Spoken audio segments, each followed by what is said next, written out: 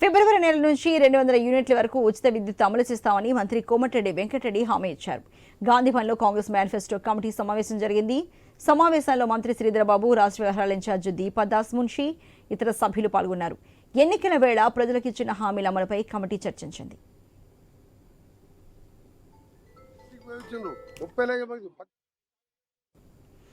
అనంతరం కోమటిరెడ్డి వెంకటరెడ్డి మాట్లాడుతూ ఎన్నికల్లో ఇచ్చిన ప్రతి హామీని నెరవేర్చుతామని, 100 రోజుల్లో అమలు చేసి తీరుతామన్నారు. కేసీఆర్ సర్కార్ నిర్వాహకం వల్ల రాష్ట్రం అప్పుల పాలైందని, అందువల్లే హామీల అమలులో జాప్యం జరుగుతోందని ఆరోపించారు.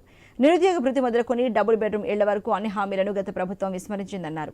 పార్లమెంట్ ఎన్నికల్లో బీఆర్ఎస్కు ఒక్క సీటు కూడా రాదని, కాళేశ్వరం ప్రాజెక్టుతో పాటు అన్ని అక్రమాలపై విచారణ కొనసాగుతోందని మంత్రి స్పష్టం చేశారు. జైల్లోకి పోయి కవిత, జగదీశ్వర్ రెడ్డి తప్ప, కేటీఆర్ తప్ప ఎవరు దొరకలేదు. మీకు మంచిది.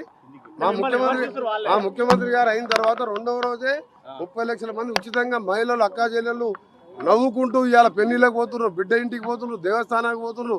సంక్రాంతి పండుగ ప్రతి ఇంటికి పోయి వచ్చిండ్రు. 30 లక్షల మంది ప్రతిరోజు 11 కోట్ల బర్డెన్, ప్రతిరోజు 10 లక్షల రూపాయలు, 10 కోట్ల రూపాయలు భారంగా భావిస్తలేము మేము. మాకు ఇవాళ మా అక్కా చెల్లె పేదవాళ్లకు ఇవాళ నెలకు 200-300 రూపాయలు మిగిలిస్తున్నాం. ఆరోగ్యశ్రీ 10 లక్షలకు పెంచినాం.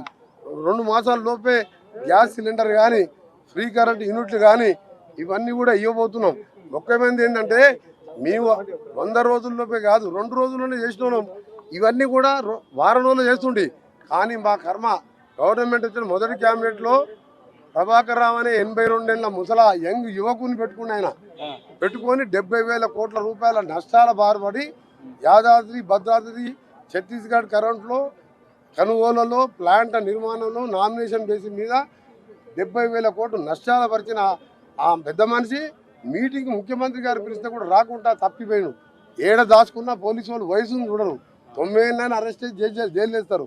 వచ్చే నెలలో 200 యూనిట్లు చేస్తున్నాం. ఇంకొకటి ఏంటంటే ఫ్రీ కరెంటు వెంకరెడ్డి గారు అన్నారు, ఆయన దగ్గరికి పోండి అని చెప్తున్నారు కదా. నేను